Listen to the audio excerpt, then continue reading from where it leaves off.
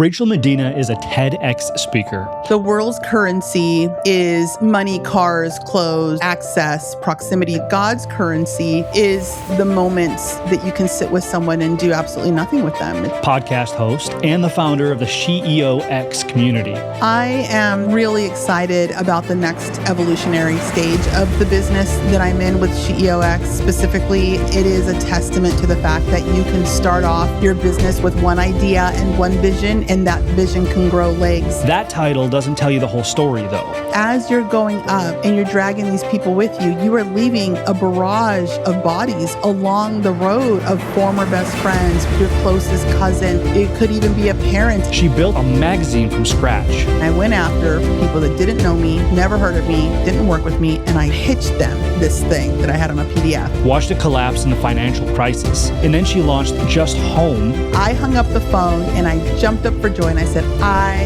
have a business. And grew it to nearly $200,000 a month in revenue. And I got $25,000 at the end of the 30 days. We ended up doing $1 million in our first year. Then she lost her oldest son, and a global pandemic took the rest. After everything that happened with my son, and then COVID came and the business came to a complete screeching halt, she started over again. So there's this weird sort of discomfort with continuing on without them, being able to emerge in this new state. Today, she leads a community of nearly 5,000 women in multiple countries, all built on one belief: that you can build something out of nothing. I took something that I had been doing for many, many years, and I simply carved out a space for me to own a piece of that. As long as you're willing to feel the fear and do it anyway. And I need to put my fear and my ego aside. It's almost like counterintuitive sometimes when you're on this journey of entrepreneurship. This conversation gets raw. The last 6 months of his life, he clung to me. So I saw him in a new way, and he was very authentic. He was very raw. Starting with nothing, persevering through loss. There is no getting over it. There is no returning back to normal. This is your new normal. And why mental health, especially with men? There is an epidemic, but there's probably a pandemic of men that are collapsing over things that I felt were so solvable. Can't be somebody else's problem. I had a very unique seat in his journey that no one else had, because I feel like we might even save lives. Let's go.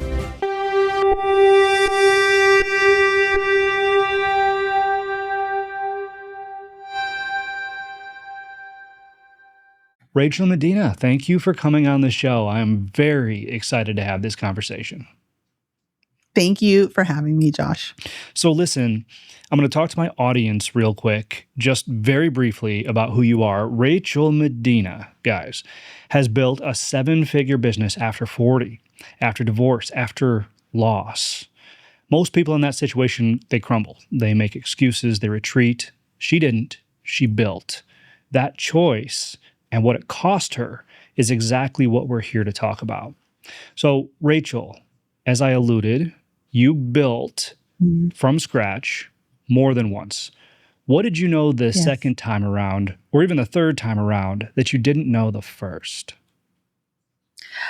That when you set your sights on a goal, the actual route to get there needs to be flexible. You need to give yourself grace and give yourself permission to change your mind, to change your method, but to keep your eye focused on the overarching goal and not be so concerned at looking at your feet and analyzing every single step, excuse me, to get there, because things are going to change and you need to be agile and be able to pivot while still keeping your eye on the prize. Let's talk about that for just a second before I get into my next question, because this inherently makes sense to me, and I'm sure it makes sense to my audience out there as well, but it goes against these rigid guidelines that we're taught to follow, SMART goals and actionable results and all of this. It's very hard lines that we as entrepreneurs try to follow every day, right? A plan B is inevitable, right? A shift in course is inevitable. But how do you plan for that? How do you be flexible in that, as you said?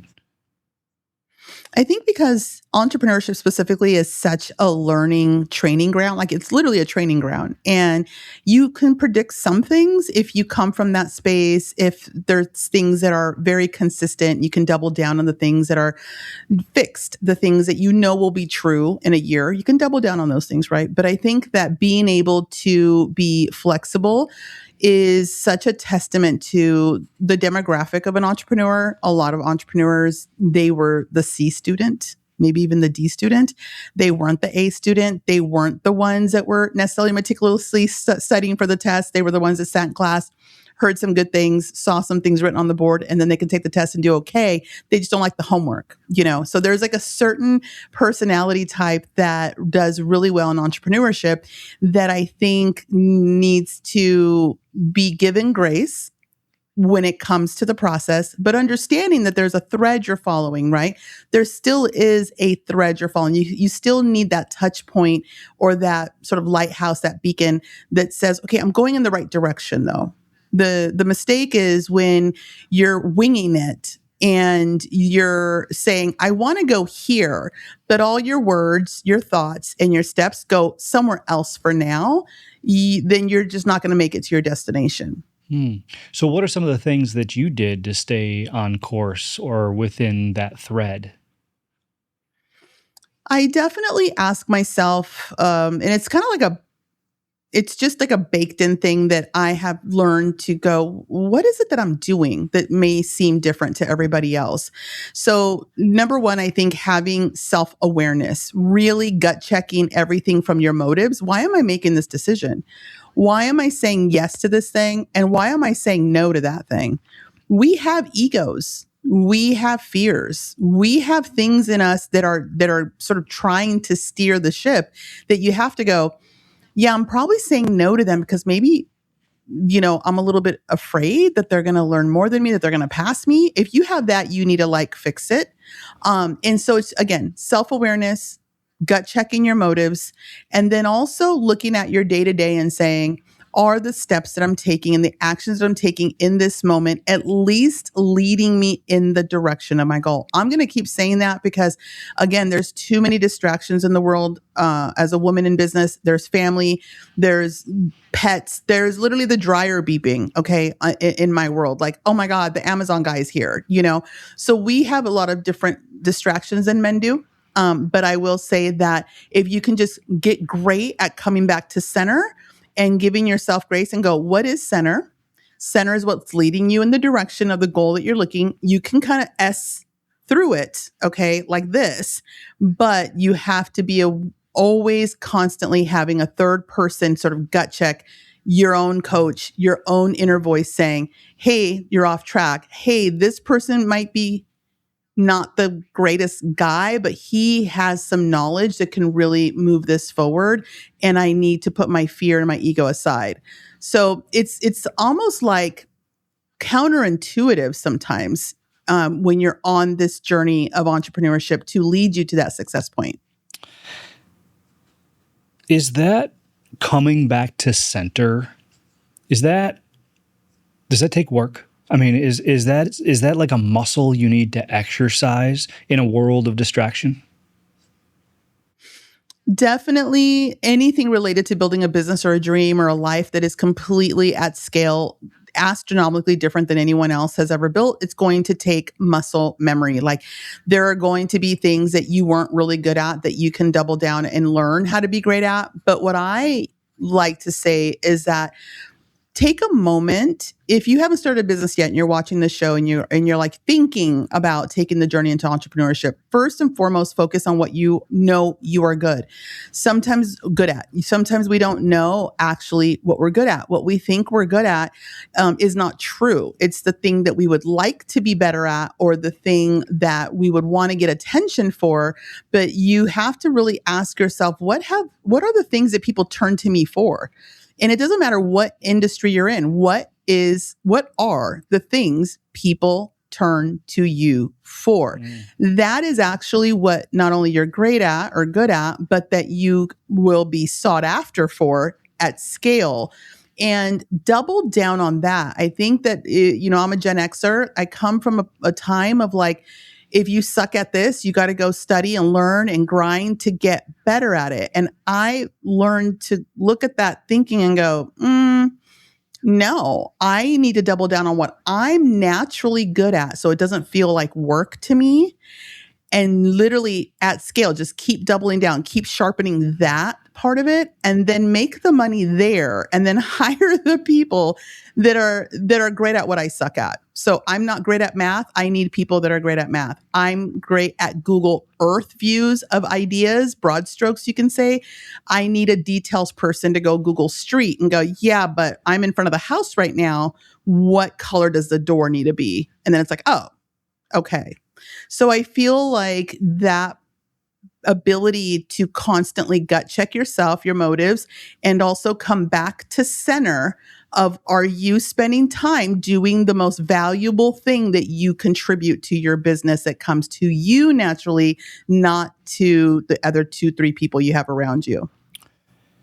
Last year, we had somebody named Gay Hendricks on the show. And this conversation is reminding me of the conversation I had with him, because he classified it into 2 categories: zone of genius and zone of excellence. Yeah. And what you're speaking to is beware of your zone of excellence, because you can get caught there. Whereas if you lean into your zone of genius, that's where true opportunity and success live. Yeah. Yeah. It's, you are the driving force forward. You might be a solopreneur at first, and then coming in and bringing people in, you become the blueprint. But I think, for myself, I come from, corporate leadership and things like that. And I learned really young in my 20s as I was hiring people and interviewing people. It's like, no, I need people that fill the gaps. And also people that you can train and mold, right? So I would always say, I don't want a bad person. I want a great person, and that also has these natural sort of skill sets that I can kind of identify. And then you could just fine tune from there, and you can just train on process and things like that. So it's like not just stepping into your own, zone of genius, but getting really great at identifying other people's zone of genius, because they're not going to likely see it within themselves. They're going to try to step in to prove that they can learn how to do the thing that doesn't come naturally to them, that they can become XYZ. And it's like, no, let's just look at who you are, where you are today, and then let's extract the gems from there and let that fuel empower you forward, and you can pick up more things along the way. That's a really important point for my audience to hear. Thank you for bringing it to that place, because that's often forgot, right? Especially when we talk on a show about improving yourself, recognizing this quality in others is just as important to build a business. So that's fantastic. We're going to switch gears a little bit here. So listen, there is a version of success that looks good, that looks right from the outside, but can feel completely empty from the inside. Most people don't figure that out until something forces that question, right? And I usually call it the 3 Ds: death, disease, or divorce. You've experienced multiple of those. Losing your son changed how you define what you're building toward, Rachel. What did that loss make you see that success had blinded from you? Starting from the driving or the driving force of the motivator for me, I was a teen mom, and I got married at 17 and had my baby at 18. And I came from a really good lifestyle. My father was an entrepreneur. My mom was a corporate executive. So I had a decent upbringing as an only child at the time. And then I married someone that came from the School of Hard Knocks and, foster system, and completely different world. And I share that because I saw how hard that dichotomy was. It's like sort of the girl from this side of the tracks versus the guy from that side of the tracks. But when I had my baby, people were like, first of all, telling me I shouldn't have had my baby, or he's going to ruin your life and you got to do whatever. And these things that women face and girls face at a very young age. And I looked at my baby though, and he became such a motivation. Like it became such a, we're going to get out of this in a 1-bedroom roach infested apartment because that's all we could afford. We had no support financially. And it's like, I come from something better because my parents worked for me to come from something better.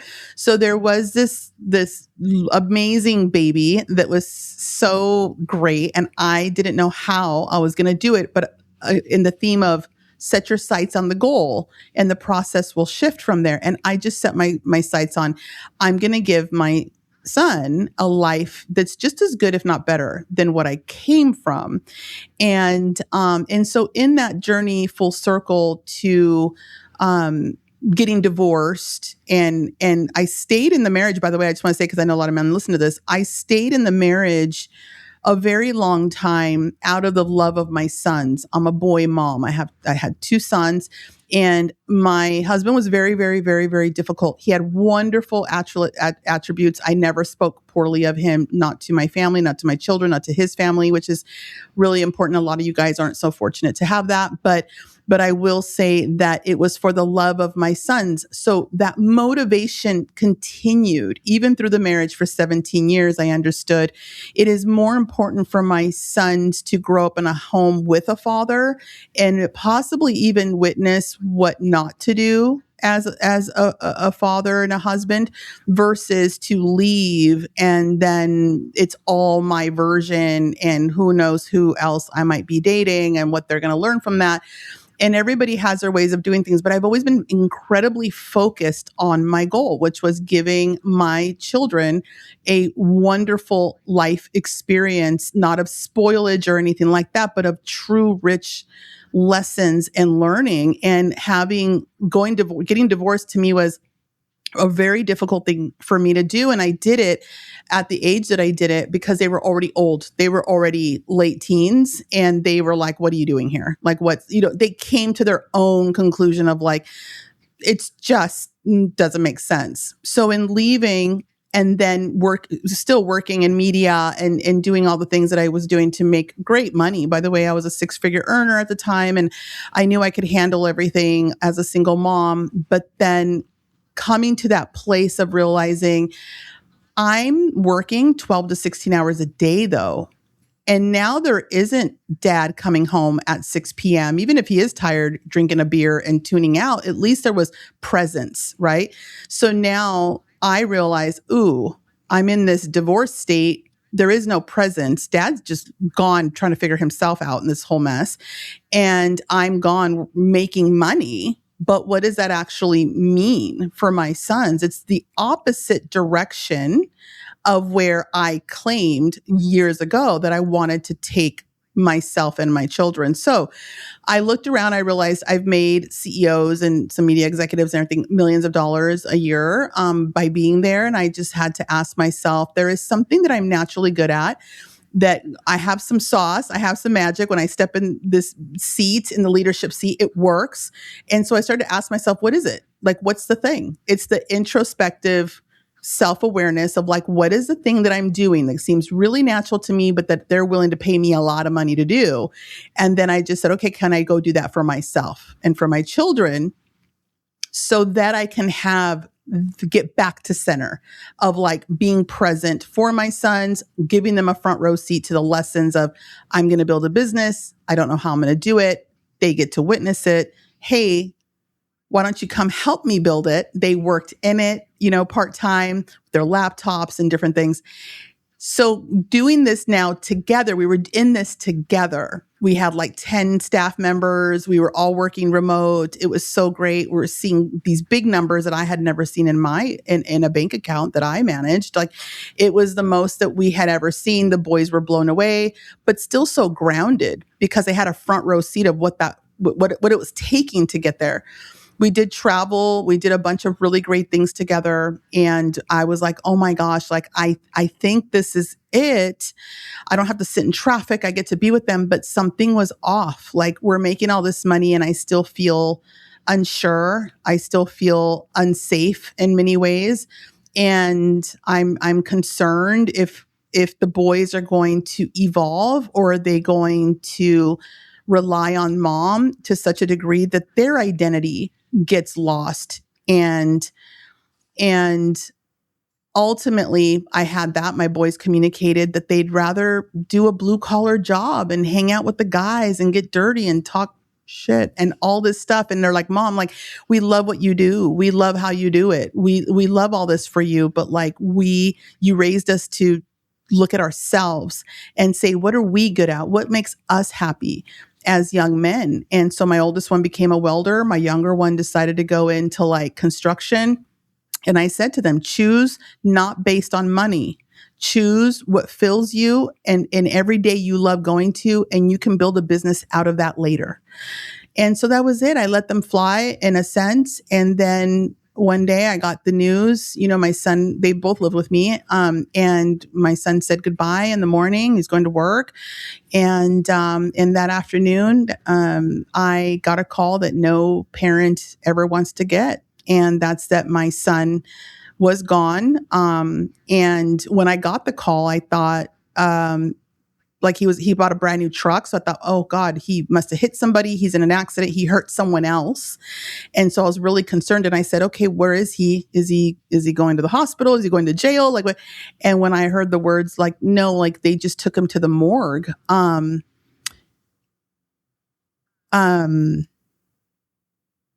Yeah, that's, when you realize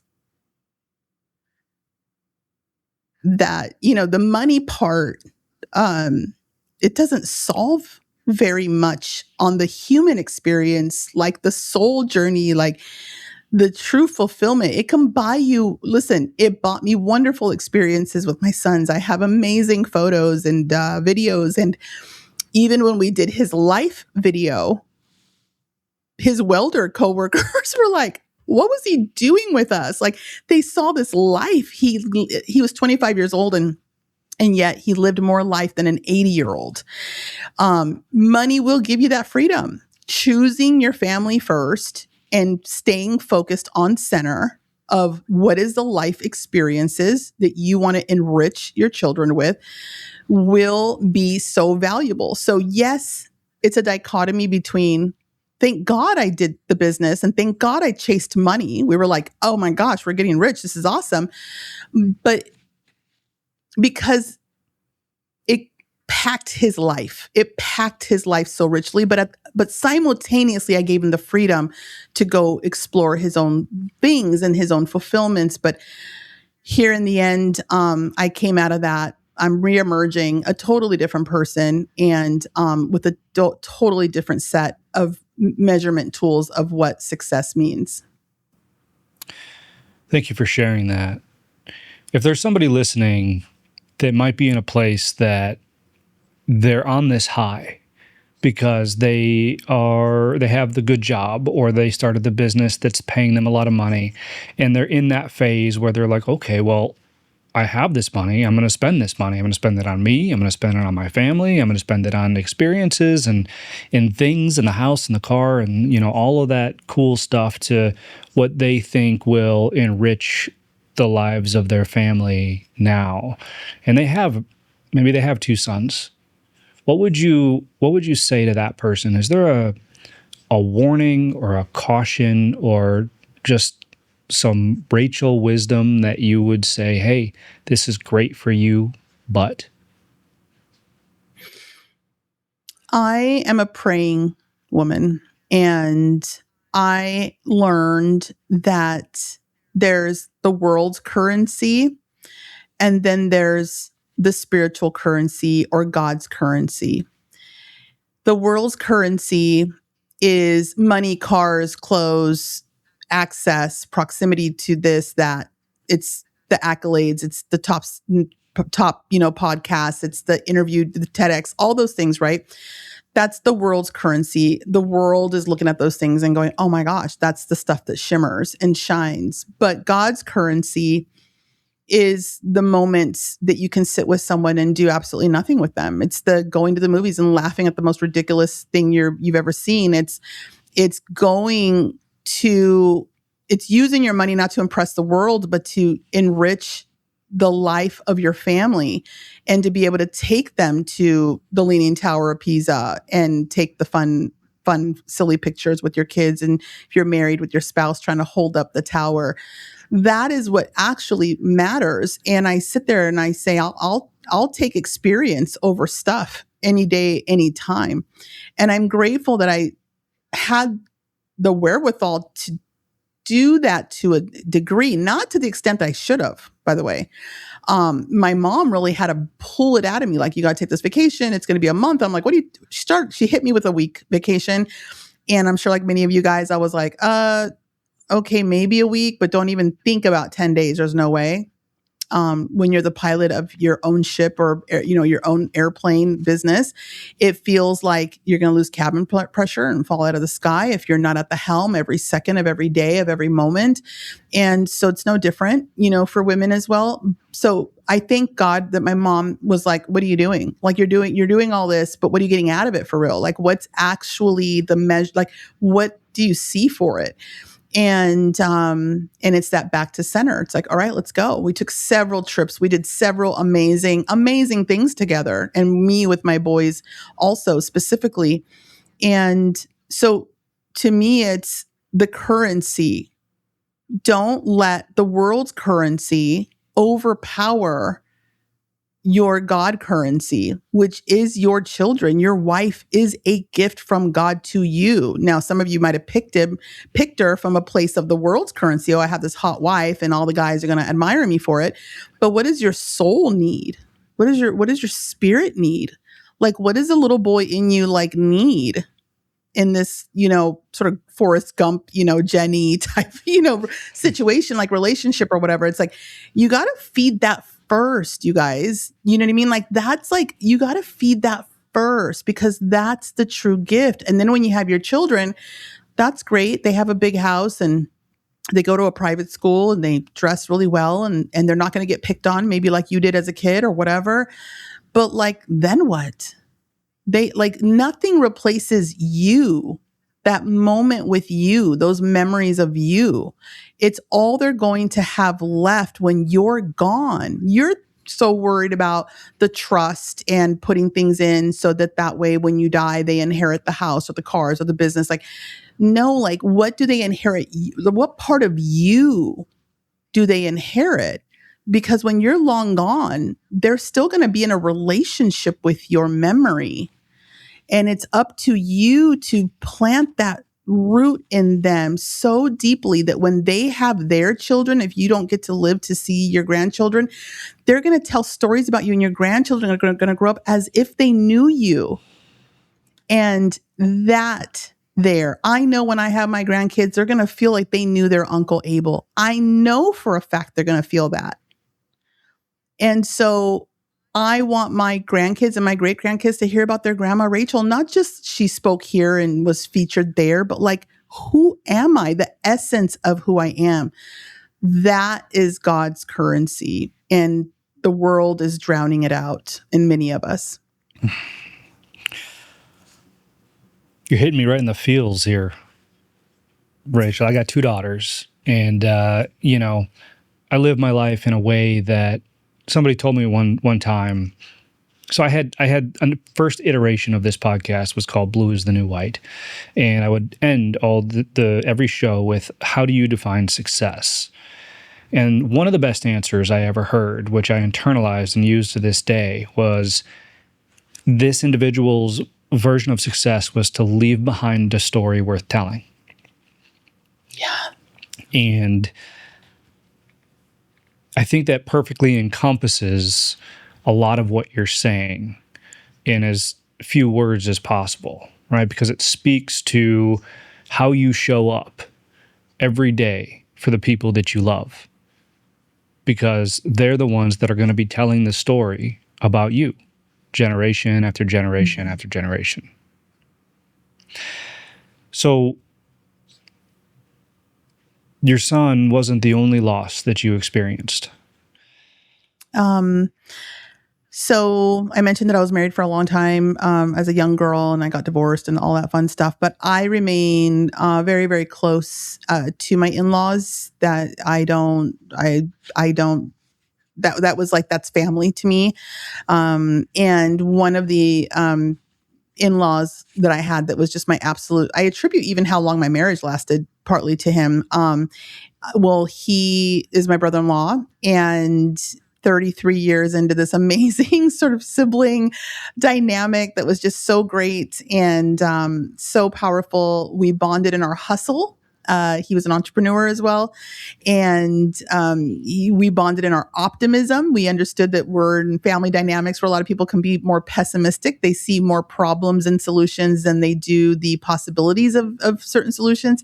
And so we just really had this connection on such a deep level for 33 years. And if I was to tell you that this man was suffering in his mind, I would call you a liar. I would say you're absolutely wrong about him. This was a man who was an alpha male. So this was a guy's guy. He came from blue collar. He came from working nail and hammer guy, working construction, moved up in that field, moved into other fields. He got into, like legal, like growing and grow ups and things that in California, moved that business out. Then he went into like trading. He went into this and investing and here and there. And like, he was always into something. He was very agile. He was like, all right, this isn't working out the way I thought, or these partners aren't going to, cool, I'll go to this next thing, or I'll do this, or I'll do that. Like I had this funny saying that, because his brother that I married wasn't like that. He was the opposite. So I said, if you both fell off of a building, a high-rise building, I said, you would bounce. You'd be like, whoa, that was crazy. Put me in a cast, and 3 months later, you'd be back at it again. And I said, but your brother, we'd need to get the chalk out and draw a line around him because it's over. It's just two different mindset types. So he just had a great mindset. He was a giver. This is important for you men. His identity was tied to a level of giving that was, I don't want to say performative, but it was almost as if there was an underlining desire to please people, places, and things that aren't as important. Okay. And when you're a giver, you attract a lot of takers. And unfortunately, some of those takers might be people that you know, like, trust, and love. And it's hard to sort of divide that when you are a man who says, when I make it, I'm going to help this person. When I make it, I'm going to do this. When I make it, I'm going to do that for everyone else. Okay.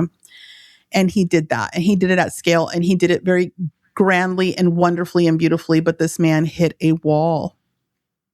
And he hit a wall that I never thought that he would not get up from. And in his last 6 months of his life, he came to my door and he said, I'm not okay. And it was the only time in 30 something years that I had ever looked in his eyes and thought, wait, like what? I was looking for the big thing that happened. And I came to realize every day we would talk multiple times a day, multiple times. I came to realize there was a big thing, right? There was a big thing, but it was like the straw that broke the camel's back more than the thing itself being so big. I realized this was a man who was carrying lots of little things. He was carrying more than 33 years of little things that added up that he never really addressed or navigated or had the support to open up about. That's the alpha male. The alpha male is strong. Everyone views an alpha male as strong. He's the strong one. He's the smart one. He's always in a decent mood though. Like he always finds a way. When you're the one who's always fixing and solving and making things happen and then you break inside, but you keep going. Everyone says, keep going, don't give up. But you have to not ignore necessarily that fracture. You have to recognize there's the dam that everyone sees you as, and that hairline fracture can literally, I'm not a construction worker, I don't know, but it cannot handle even the regular pressure that it always did. And he ultimately ended up taking his own life. And That was on a Friday. On Wednesday, I had the worst feeling. But I sent him the most positive voice note. I'm not going to call him. I'm going to leave him a voice note. And I said, do me a favor. Promise me you're going to have a great freaking day today. Like, just promise me, no matter what you're thinking or feeling, it's just going to be awesome.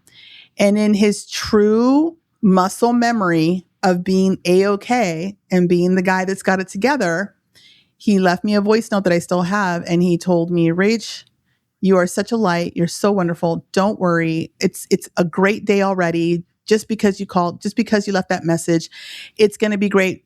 I want you to know you've been amazing. You've been a light. You've been an angel, and you don't have to worry about me, Rach. You don't have to worry about me today. And I went on about my day so happy. That was a Wednesday. And by Friday, I got the news. This story feels familiar.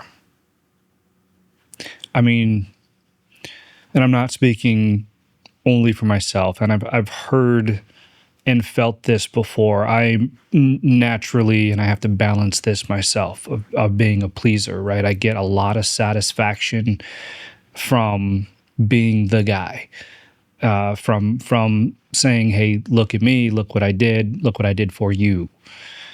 And I know so many other men that, like, that's how they derive their value, is what can they do for others? So much so that they ignore what they want for themselves. And to your point, if you ignore that long enough, something breaks. What's the message here for men? What's the message here, or what's the lesson here that you took away? How do you view what happened? You knew him as this guy who could take on the world until he couldn't. Yeah.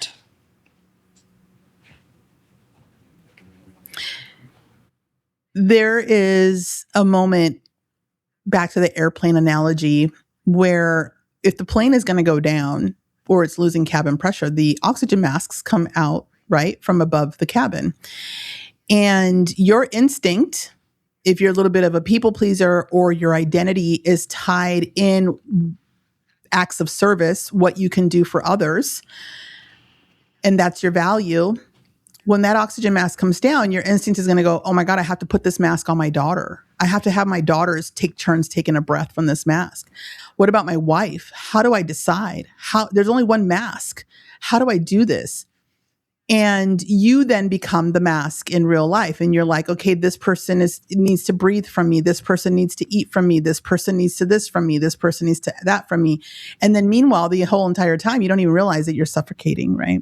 And by the time you do realize it, you are losing consciousness. And wife is saying, honey, like, you're distant. My husband's distant. I don't know what's wrong. What did I do? What's going on with you? There are so many signs and signals in your own home and in your own family that you are losing consciousness, that you are losing air. And so when that mask comes down, you are advised to put the mask on first, and put the mask on yourself.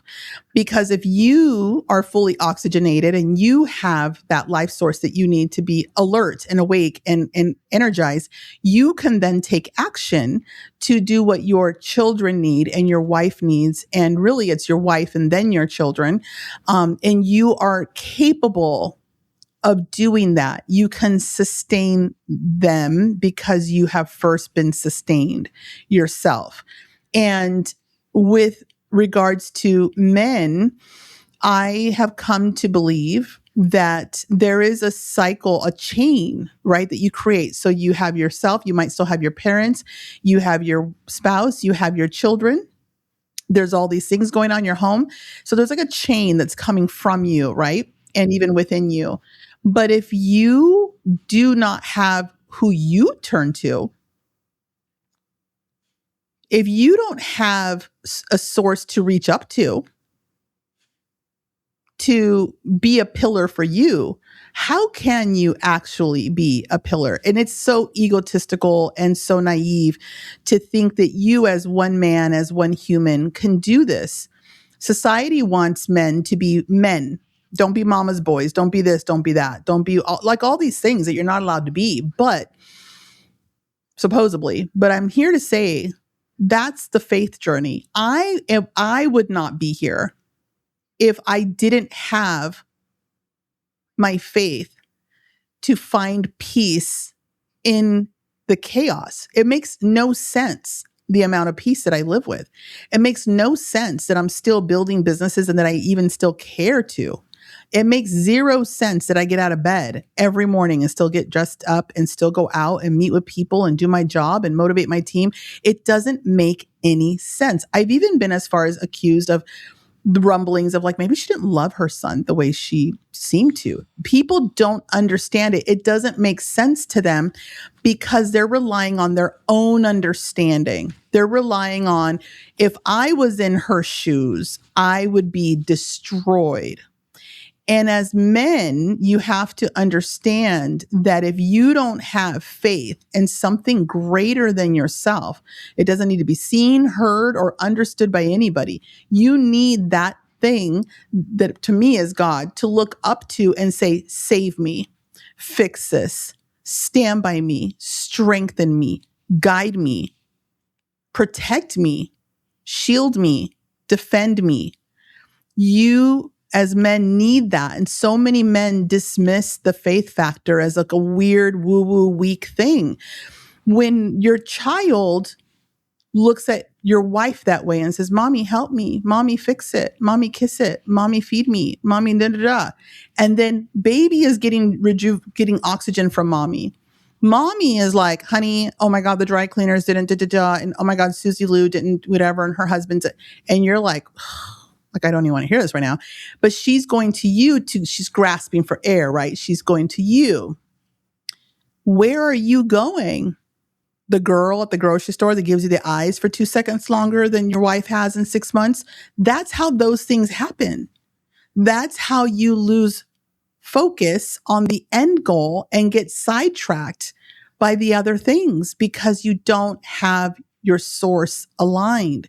You need faith in something bigger than you so that you can breathe. I'm not saying that my brother-in-law didn't pray. He did, but he just went through the motions. It was a box to check. It was a thing that you're told, is important and that he did. He did. He took his family to church here and there and stuff like that, but he did not have a relationship, a deep-rooted identity piece of him that was connected to his source, which is all of our source. And not to get Bible thumpy, I don't know the Bible by heart. I have not read it cover to cover. I can only speak to what I know is the reason I'm still here. And I saw him grasping. He was grasping.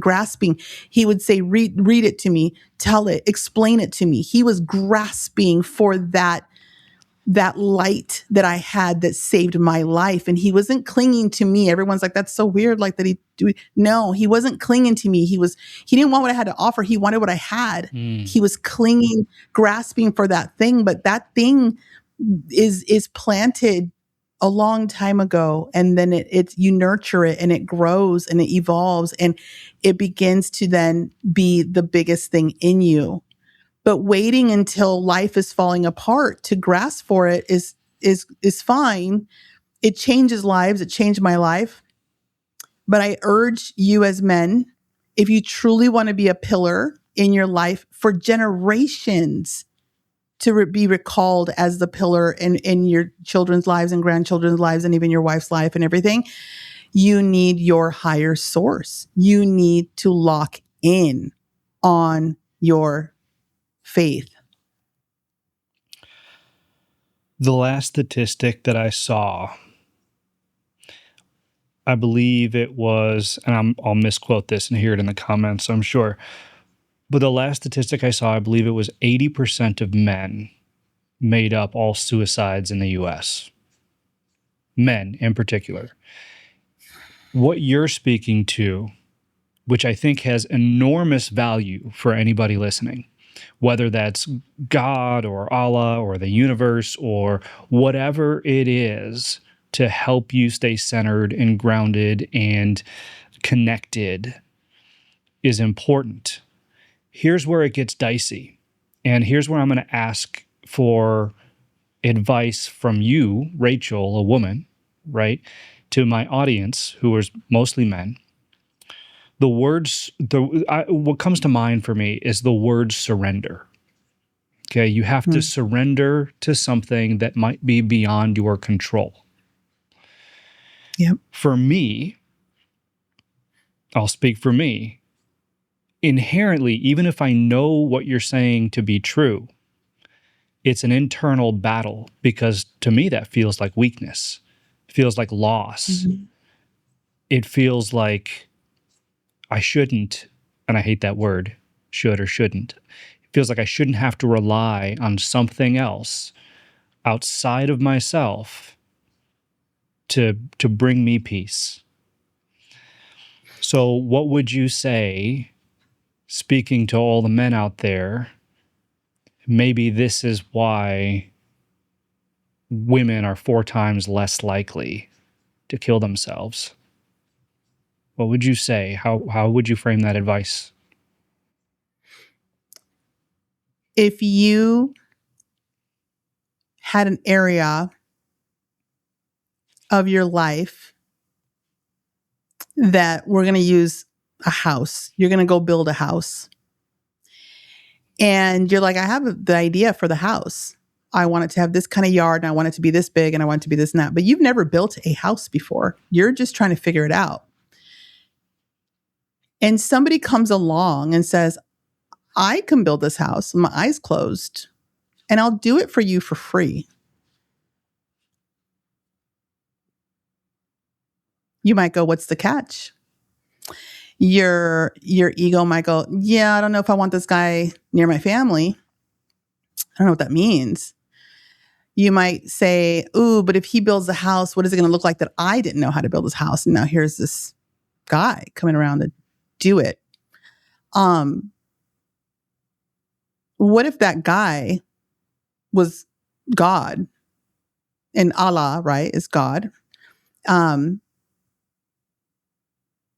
you went to him and said, I have this business, and I'm the CEO and I'm the founder and I get all the gold stars, but I'm simply a steward of this business. You gifted me this business. What do you want me to do with it? How do you want me to do these things? Who do you want me to do it for? When am I supposed to do certain things? If Ed Milet or any, Warren Buffett said, I'll sit with you for free 30 minutes a day, and you can ask me anything you want, and I'll give you the answers and the connections, and I'll make some moves happen for you in the background. No one will even know that I'm doing it. You wouldn't say no to another man. And yet nothing, no man on this planet can do what God can do, because he gave it to you. The problem with the ego is we believe that we created the business. We believe we created this family. We believe this is our talent. We believe this is our skill. We believe this is the life we own. And that is not true. There is a greater mission at hand. There is a reason that we existed. It's not just molecules and science and happenstance. Like, we are here for a reason. We are being utilized if we allow ourselves to be open, to be guided. And when you close that off, can you imagine sitting across from Warren Buffett and he gives you, here's the 3 places you need to put your money in. Just make sure you put 1,000 in each. And I guarantee you in 10 years, your dreams are going to come true financially. And you're going to go, yeah, I'm good. I'm good. My friends know I'm pretty good at trading crypto. Like, I'll be all right. Are you kidding me right now? So your journey, your walk in faith doesn't have to be public. It doesn't have to be some concert you attend on a Sunday where everybody sees your hands in the air. That is not true. That happens in the United States. It doesn't happen travel the world. You're not going to see any of that stuff. And I'm not here to criticize those types of ways to worship and do all that. It's just, it feels unnatural to most alpha men. It feels unnatural, I think, to most men to do that. That's a very feminine thing. I think to most men, I've spoken to men who are like, I love God. I just don't want to go do all that. You know what I mean? And so your church, number one, is in you.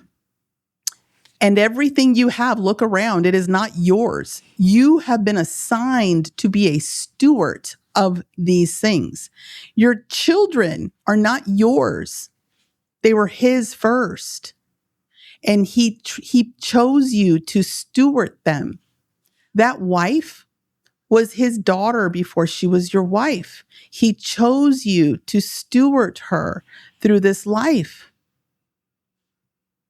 The man is the tone. He sets the tone in his entire life, but you are the steward of your business and of your gifts and of your connections and of your children and of your finances. You're the steward. So when you feel like it all relies on you and you don't know how you're going to do it, and you're sitting, in your fancy truck on the highway thinking, I don't even know what this is all for anymore. I don't know that I can do it. You're right. You were never meant to do it on your own. It's in the breaking. There's a story, and I haven't read the Bible from at all, like little by little bits, but I just remember the story from like the breaking of the bread in the desert. And it was like 5,000 people were like, feed me, feed me, feed me, feed me. And there was like one loaf, you guys. And you're the one loaf. And there's 5,000 people coming at you, be it employees or society or your own voice in your head, your kids and everybody. But in the story, the person that had the bread, I don't know if it was Moses or whatever. Again, I'm going to mess this up because I'm not perfect here. But the basis of it is he had faith. He said, how am I supposed to feed these 5,000? There's only one loaf. And the message is have faith that you can feed the 5,000. You're not feeding them. I'm feeding them. All you have to do is break the bread and let me do my thing. And what happened? Broke the piece, broke the piece, broke the piece, and that he just was a good steward. He was a steward of the bread. He took that guidance and said, doesn't make sense to me. The math ain't mathing. I'm not capable of understanding how. I just have to believe that it is possible, not because of me, but because I'm being guided to be a good steward of this. And 5,000 were fed, not because of the person holding the bread and not because of the bread itself. And I remember I have to remind myself of that every day because I'm a smart cookie. I know how to solve things. But as soon as I go down that path of like hustle and I can solve it and I can fix it, and I don't stop to take a moment with my coffee and go, I know how I would do it, but can you just give me a download of like, can you just do it, please? Mm-hmm. Can you just do it? And that is a private thing that you do. That's something you do in private. You're on the freeway. You're by yourself in the car, by yourself somewhere. You don't have to be in church even. Just it's in you to go, all right, this is something I really want for my family, but I need it your way. And I need you to guide me. And by the way, he will bring the people, places, things, and opportunities in such a way that then what's so amazing about it, you don't get to take credit for it. It will just be miraculous. And that's when you hear people like me who weren't religious coming out going, let me tell you something. Let me tell you something about this faith thing. It's undeniable. All right, I want to get a little bit more into hustle and stewardship and kind of divert the conversation that way. But I do have one more question before we get there for the audience, just to kind of wrap this navigating loss and stuff like that. If there is somebody out there listening to this conversation that's currently, maybe it's fresh, they're going through some kind of a loss of a loved one, what is, and I know faith is going to come into this conversation a lot, and so there's going to be an element of faith, but I'm looking for practical steps somebody could take to navigate this grief cycle and continue to move on with their life, be productive, pour into those who need them, but also take care of themselves. There is no getting over it. There is no returning back to normal. This is your new normal. Life won't be the same without your parent, or if you lost a spouse, no matter who you lost, a child, it doesn't matter. Life is forever different. You are forever different. Everyone that you know will be exiting. We are all heading in the same direction. Every one of us is heading to the same end in different ways, right? So I say we all have an expiration date on the back of the tag. It's like the tag on the back of our shirt. We just can't see it. We don't know it, but we're all guaranteed it. And so if you can understand that with grief, it is simply a matter of you get stronger in carrying it. If you go to the gym and you lift weights or something like that, like it's going to feel so hard at first. You're going to be like, I can't do that. But every day, all you have to do is put those reps in. Every day, you just do a little bit more. Just get up. At first, I would get up and I wouldn't even take a shower, but I got up. Then a week later, I was getting up and I was actually putting my hair up. Okay, well, I brushed my hair and I brushed my teeth, like progress. Then I was the week after that getting up and making my bed and actually coming downstairs and having my coffee. Like it's the reps. It's the little those little baby steps, but in the right direction. It's saying I'm heading in that direction, but how I'm getting there right now is different. It feels different. It's okay to feel the pain and also to celebrate them. So and this might help anybody listening. You can choose to focus on the time you will no longer have with them. You can choose to focus on the pain and the realization of all the years you're not going to have with them anymore. Or you can give thanks for the years you were given with them. I wake up every single morning and I give thanks for those 25 years with my son. And when I give thanks and you step into gratitude, it shifts everything. It shifts the room. And sometimes I'm giving thanks with tears in my eyes. And that is more often than not. if you're watching this online, I have bags under my eyes all these years later. Those are his. Tears are just love with nowhere to go. And it's okay. And I don't cry in public. I know I got a little emotional here. I don't do a lot of that because I'm in gratitude. So yes, it feels heavy. It doesn't make sense to people. I don't have to look sad all the time and dilapidated because that's the world's expectation of mourning. That's BS. You get to wake up and go, I have to live and survive for my other son. Why would I ever want my younger son to feel like he lost his brother and his mother? If you call yourself a giver and you do for others, that's the greatest gift. I'm a doer. I do acts of service. My act of service is getting up every day and leaning into my life's purpose in a joyful, fulfilling way. So my younger son doesn't have to feel like he lost his brother and his mother. And if that's all you can do is find the little things to be grateful for, the photos in your phone, the voice memo or voice, that you have the memory of him or that person, like feel it. It's okay. Feel it, but try to shift things into just gratitude. And I feel like that has been the greatest thing of all, even in business, and we can get into it, even in business, a win is a win.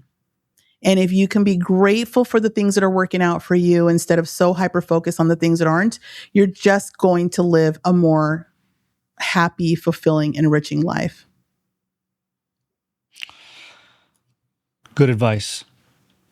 I hope everybody out there is taking notes because this is important stuff. We're going to shift the conversation into a little bit more of a positive place now. I want to talk a little bit about hustle and stewardship, but the dichotomy between the two, right? So hustle is this word and this thing that everybody knows. It's the do more, be more, have more, always on, always moving, always chasing, always going after what it is we are trying to accomplish. But there's another way to lead in business, right? And this is one most people don't find out until the hustle succeeds at completely crushing their spirit. Mm-hmm. So what does that shift from hustle to stewardship actually mean? So in my personal experience, I've done two things that are completely counterintuitive to each other. I got here originally through hustle. Time in, being the best, standing out, rising up, climbing the ladder, doing it like the boys do, doing it sometimes better than the boys do, because I'm out at the end of the day. I'm a girl. Yay, girls. Yay, women. And so that's fine. I did the hustle thing, but it is depleting. It's also addicting. We think about addictions. This might seem weird to comprehend if you're not in that hustle mode yet, but it can be very addicting. And when life is hard at home, life is hard in other places, boy, do you get this like shot of feeling purposeful and useful and valuable through hustle in many ways, shapes, and forms. And so hustle is a drug, and it's a state that we're not always aware that we're in. And I think that's the first piece, to acknowledge that it's like an adrenaline hit, and it could be great. It has its parts to it. If hustle is then suffocating like a hose, like creating a pinch in the hose of the things in life that are truly valuable, like we described before, then you have a problem. You're like addicted to this thing, but the hustle and what you get out of the hustle should not overpower the reason that you claimed you were hustling in the first place. It shouldn't kill the very thing that you are trying to breathe life into, be it house, home, family, etc. Okay. Now, on the flip side,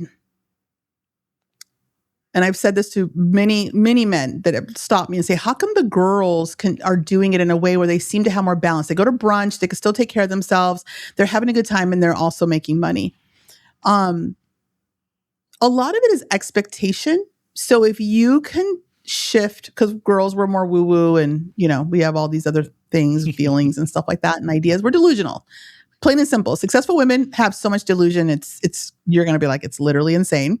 But it's the understanding that we can plant seeds, and we can, put the great soil. Like, is that good soil? That's great soil. Okay, here's this idea. I'm going to put it in great soil, and then I'm going to water it, and then I might talk to it a little bit. And then I'm like, I expect it's going to grow. That's the delusion. It's like, and then the people in the faith side, which I know we've been touching on, and I can't help but bring up the faith, and I just can't, because of how undeniably it's been. But when you can switch to the expectancy, so you've already found the good soil, correct? You've identified this is a great thing, and then this idea will work great here. And then I know I have some resources to pour into it. And I also have experience and knowledge to breathe into it, to speak to it, right? So I now expect it to be, say, an orange tree. You're not doing all that thinking it's a cactus. So why are you continuing to do the same things over and over and hustling until you're like, abracadabra, it's going to be like, no, it's almost like psychotic. And it's this weird loop that we get stuck in with the toiling and the hustling, because that's ego. It has to be us doing it. We're almost drowning everyone out, because no one's going to be able to say they work harder than you. They accomplished more than you. They got further than you faster. No one can do it because you hustled. You did it.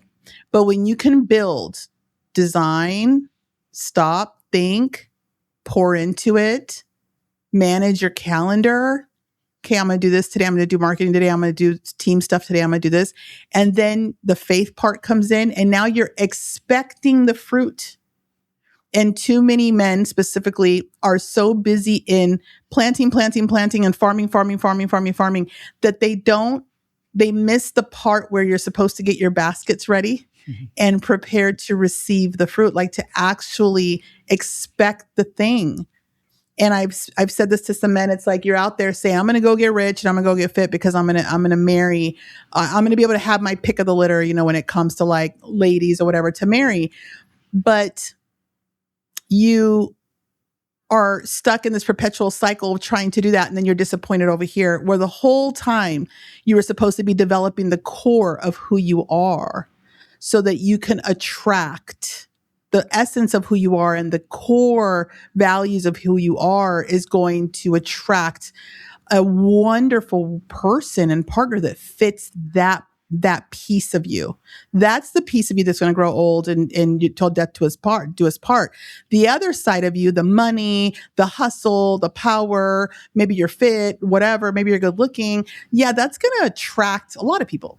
That's going to attract all the flies. Like you're going to get all, you're going to have your choice. But what is the number one problem we have? It's like we have information overload and we have too many choices in life.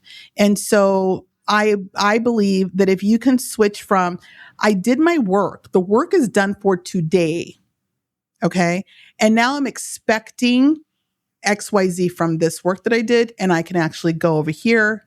I can visit my parents. I can take my wife on a dinner date.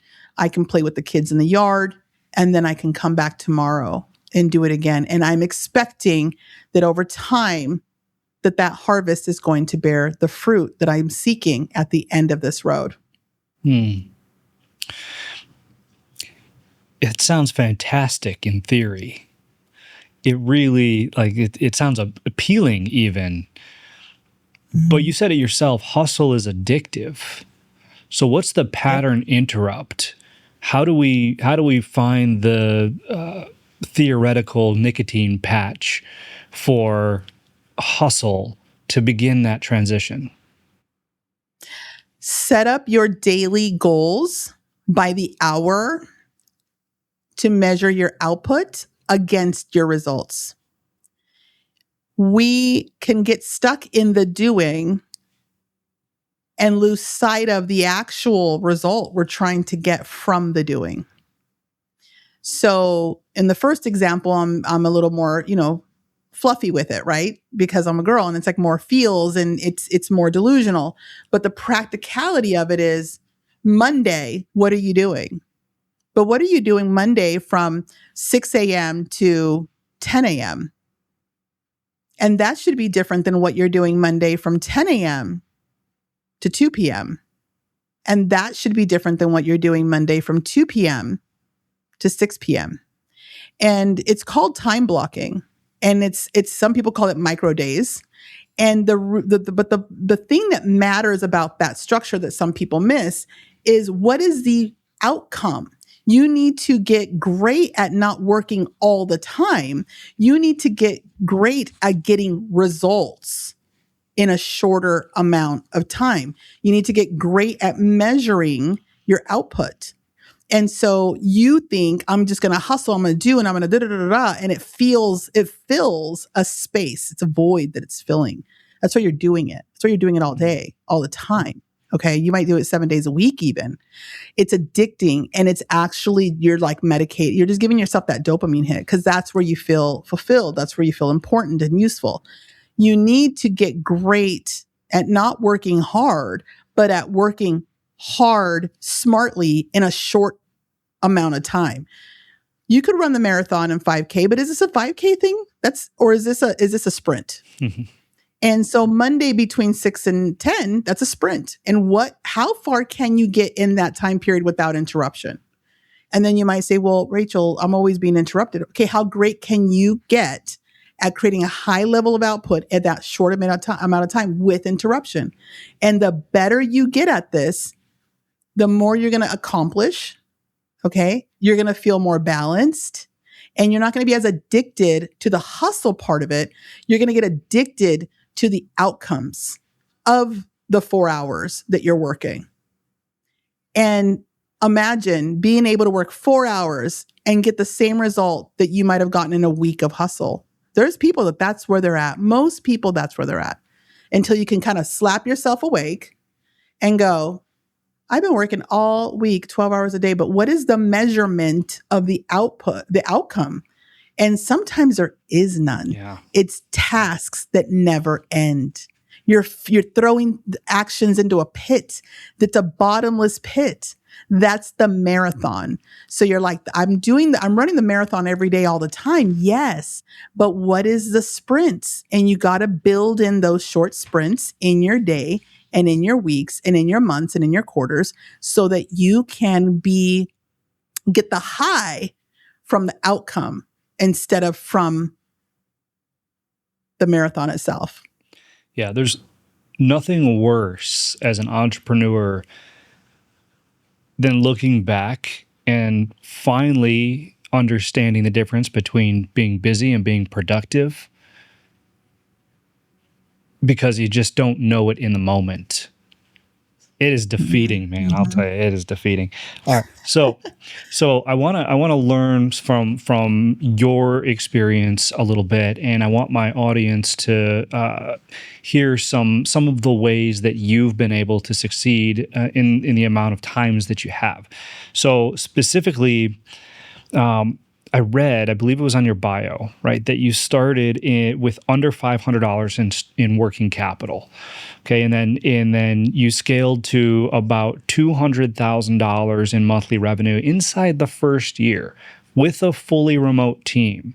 To me, this screams systems, processes, procedures, hustle. Some of the things we talked about. But can you walk us through, like, just how you built, I think it was Just Home, right? Yeah, how you built Just Home from essentially nothing to that number. Like, what were the first 90 days? What did that look like? First and foremost, I came from the industry that I was actually carving out a place for myself. So that's important. A lot of times right now, people have so many options for side hustles and business, and everyone's getting rich quick. And you tend to abandon the last 10, 20 years of experience that you've had in one thing because you're so burnt out with it that you're going to go build something that's flashy and new and fresh and exciting, and you know nothing about that. So for context, I took something that I had been doing for many, many years, and I simply carved out a space for me to own a piece of that industry, that niche. Okay. Number two, sales solve everything. That's it. That's the fuel. You don't have anything. If you could build the fanciest anything, you could build the biggest, beautiful house as a contractor. But if the house doesn't sell, it's pointless. Like, sales solve everything. So in the first day of leaving my job and going and saying, oh gosh, now I'm literally unemployed as a single mom over the age of 40. What am I going to do here? This is building the airplane on the way down, so to speak. So I had just bought a brand new Mercedes, and I was in a bigger house. There was a lot going on, a lot of stress. Okay. So this wasn't like a no stress environment, which most of you guys are in high stress environments. And I literally said, okay, the first thing I'm going to do, because I'm not going to burn through my savings. I knew that. That's too precarious. I'm not saying don't do it if you really believe in yourself. My nervous system wasn't going to let me do that. So it forced me to squeeze within 24 hours. What is the thing that I can design and create that I believe people want to buy? It wasn't, I'm going to build the business I love and I'm going to, no. What can I take from everything I've learned throughout my career that I can build today quickly? In theory, not build the website out, no. Just on a PDF document. What is the name of the company? What does the company do? How does it do it differently than everyone else? Who does it serve? Why should they care? And when is there a great time to buy? And how can I make that great time to buy now? Okay. And I put that on a PDF, and I started picking up the phone and making phone calls. And I couldn't send emails because I didn't have a domain yet. I didn't even go to GoDaddy or anything else to go buy. I didn't build anything. I just got the idea out of me onto a PDF, looked pretty decent. And I began making phone calls, and I began selling to people, by the way, pitching this to people who did not know me. So I didn't even take the route of, I'm going to go to all the former clients that I had. I had left the company, just left them. And because of my integrity, I didn't want there to ever be an opportunity for anyone to say she took our clients. She was here all this time and she took our clients. I didn't want that. So I went after people I knew I had never worked with and that they didn't work with and that none of my former employers had ever worked with. And I said, I'm going to call them, because if they buy from me because they know me and they like me and they trust me from the past, it's going to be a lie. I'm not going to know if the product here the service is actually viable, because they're just going to buy from me because they like me. Okay. People buy from who they like to do business with. So I needed to go fresh, and I was willing to do that in the beginning. And I went after people that didn't know me, never heard of me, didn't work with me. And I pitched them this thing that I had on a PDF. And the third person that the two people didn't answer, the third person who did answer, and they said, okay, hold on, let me get the director on the phone. She listened to me. She asked me a couple little questions that, like, how many people are going to see this? And it was nuts because there's no business yet. And told her, it's brand new. We're about to launch and we thought of you for the inaugural whatever. And she said, how much is it? Well, I didn't even know. Some of you guys are so busy, like trying to figure out the financials and do all this whole big old framework before you even know what the business is. And I said, it's likely going to end up being about $3,500 a month for this, maybe even $5,000. But if you do it today, I can do it for $1,000 because you'd be one of our first clients. And she's all, great, let's do it. Do you take checks? Well, I don't know. I don't have a bank account set up yet. I don't have anything established. And then I said, sure, that should be fine. Who do you make it out to? I told her the name that's on the thing. Okay. And I hung up the phone and I jumped up for joy and I said, I have a business. And then money in the pipe right there, money just sitting there. I went and got the, $15 domain and I, threw a website together for now and did all the things. And so basically so I say, less than $500 because I did use my own money, right, to go get some of these things set up. But I knew that I had that money sitting there waiting for me.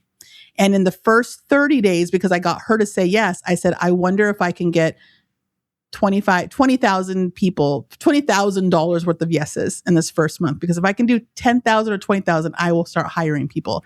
And I got $25,000 at the end of the 30 days. And I said, boom. And I went on social media. I was just like, I'm so excited to announce my business, blah, blah, blah. Former coworkers saw. And then I started getting that they used to report to me, and they one by one started to say, hey, I don't know what you got going on over there, but I'd love to help you build it. And that also is a testament to treating people great on your climb up, because the people who came forward to help me build, I would have never thought. And that year, training everybody on this simple thing, proven concept. I proved the concept to myself. I was able to then train others to replicate it. And we ended up doing $1 million in our first year. That's amazing. I probably have follow-up questions, but I want to recap some of the lessons that I just took away from what you had said. Some things really stuck out that I just want to highlight for the listeners out there. So you mentioned kind of nonchalantly, but it's a big deal, right? That and you did call it out, that you came from the same industry or the similar industry. So instead of dropping everything and starting something that you had no experience in, and because maybe it was you were burned out or you needed something different or whatever, you chose to lean into the expertise, the thing that you've been learning for years prior. That's really important today, Rachel, especially in this world of, entrepreneurship being on a pedestal, and, you have all these terms being thrown around like Wi-Fi money and, side hustle and, all of this stuff. And it can be misleading, these shiny objects. And so I've got a phrase, and this is where, I try to coach people, younger people most of the time, is, instead of trying 8,000 different things to see what works, stick with one thing and see how many ways you can get that to work. And that's where I've found my success too, from the blue collar skilled trades to writing a book about blue collar, and then creating an academy that helps blue collar businesses, and eventually a podcast that speaks to all types of businesses, but a lot of blue collar listeners, as you can imagine. Yeah. And so there's power in that. So I just want to highlight that first and foremost. And then you said something that sales solves everything. And it's true. And there's a couple of dynamics here that I want my audience to take away. So sales is the root of having a business. Without sales, you have no business. I mean, that's just, it's easy to state it that way. And in the beginning, sales is the objective. Like, that's all that you need to do to have a business, which is great. Yeah. As you grow, and I'm sure as you probably found out at some point in your journey, sales also hides a lot of things. Improper systems, procedures, all that. But the threshold in which those are wrong decreases relative to the amount of sales that you have. So very, very Mm-hmm. powerful. And then finally, fortune favors action, right? There is a lot of different ways people can procrastinate, right? Yep. They can say, I've got the best idea and I'm going to take action toward it. But my action involves writing it all down, drawing the pictures, coming up with the branding, making sure I have the right logo, setting up the QuickBooks, drawing the pictures, coming up with the business plan, getting the financials right, coming up with the pricing. And then here's Rachel, like, do. I have this thing, and I think I know what it costs, but do you want to sign up? And here you Yeah. are, $1 million in business the first year. So the power behind that, those three things, I thought it was important enough to recap the takeaways that I had, so the audience can kind of hone in on those things and the power in which you just said. So thank you for that. When you are taking action, like you said, fortune favors those, who take action.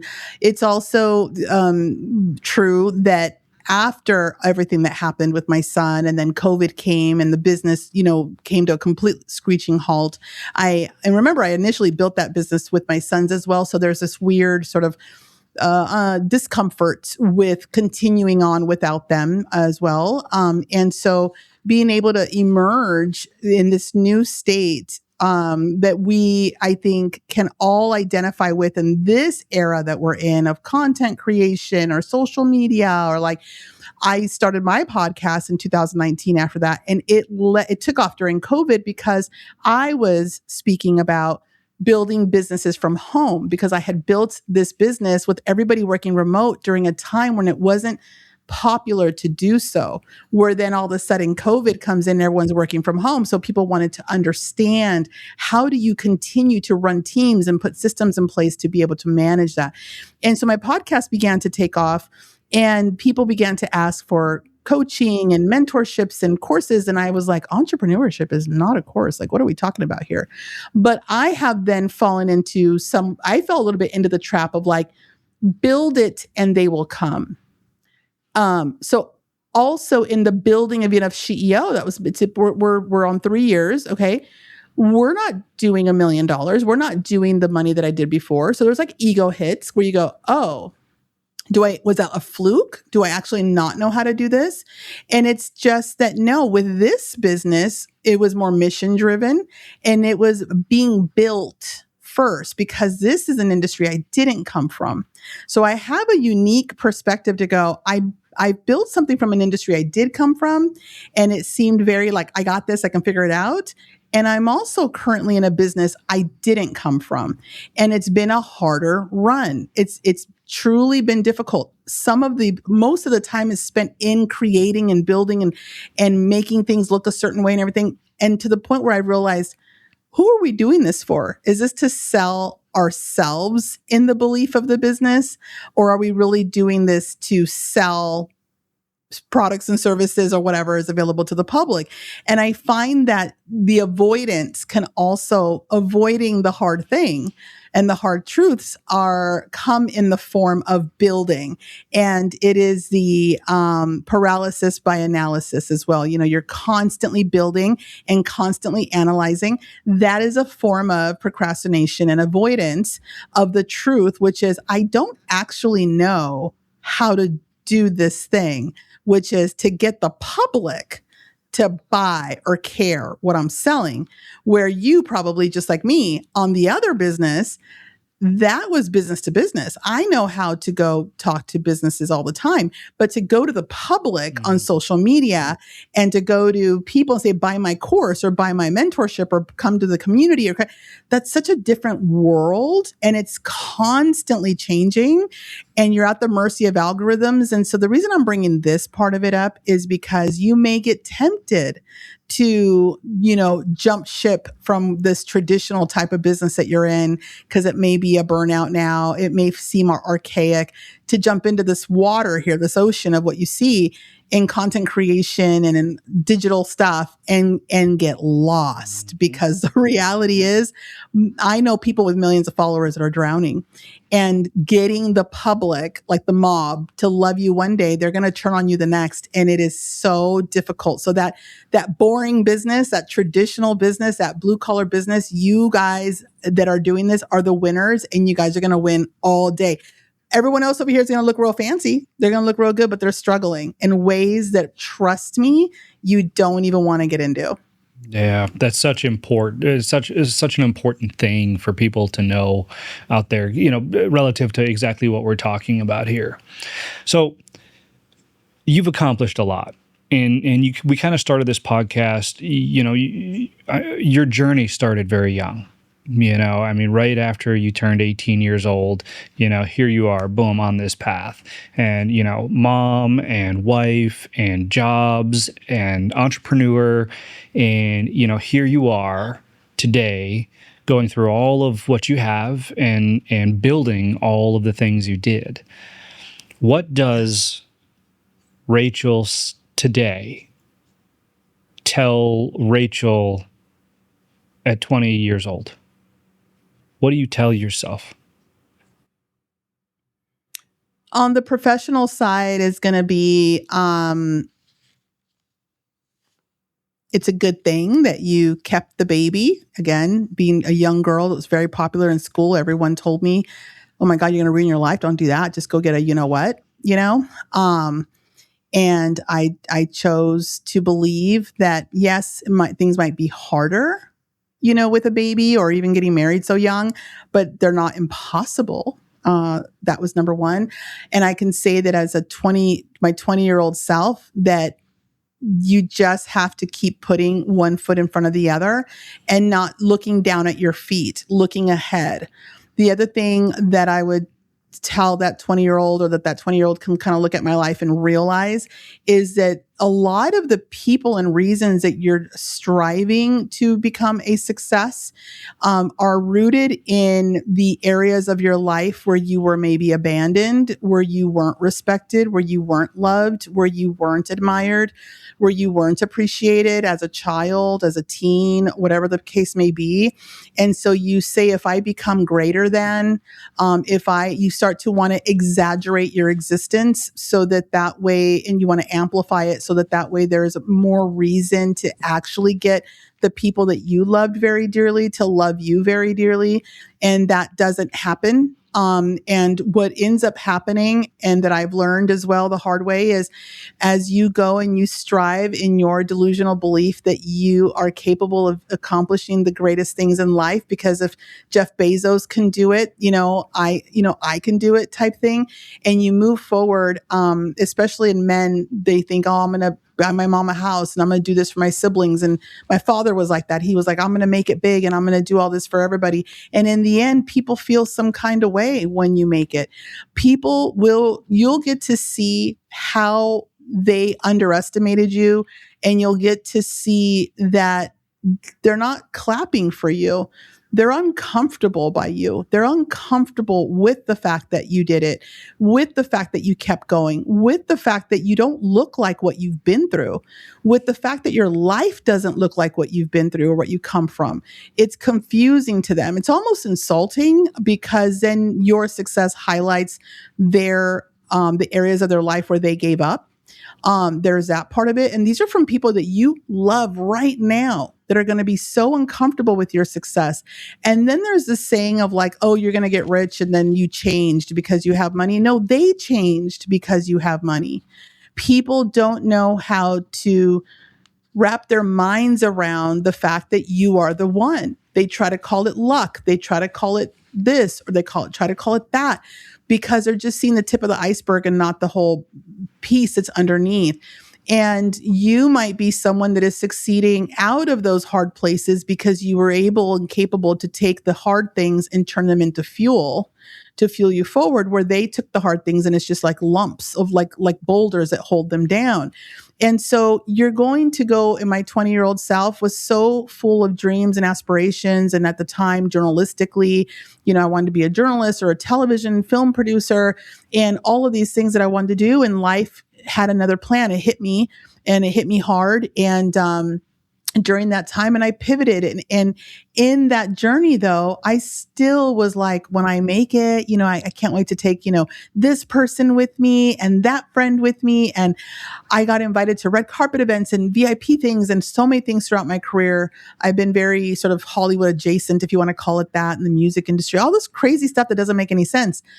And I always thought of the people around me who would never have those opportunities, and I wanted to share those things. But I heard someone in the music industry say, we signed Eminem, and Eminem is trying to bring his best friend up to us to get a record deal, but the friend didn't get chosen. Eminem got chosen, and he's going to have to make a choice to keep going forward without being able to get some of these people a deal. It was just like this random conversation at the table.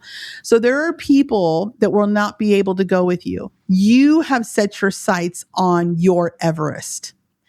And when you are going and climbing Everest, you're trying to drag people with you who don't have the lung capacity, who have not done the training.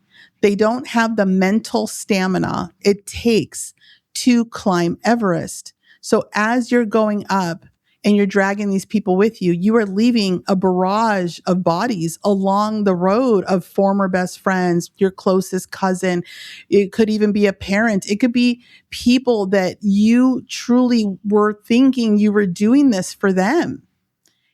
And you have to understand you were doing it for you all along.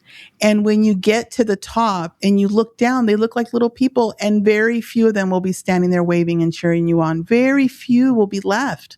And so that is the part that no one's ready for. And on the faith part of it is, if you knew what it was going to take to get to your outcome. See, you get an idea and you go, it must be totally possible for me, because why would I even have the idea in me?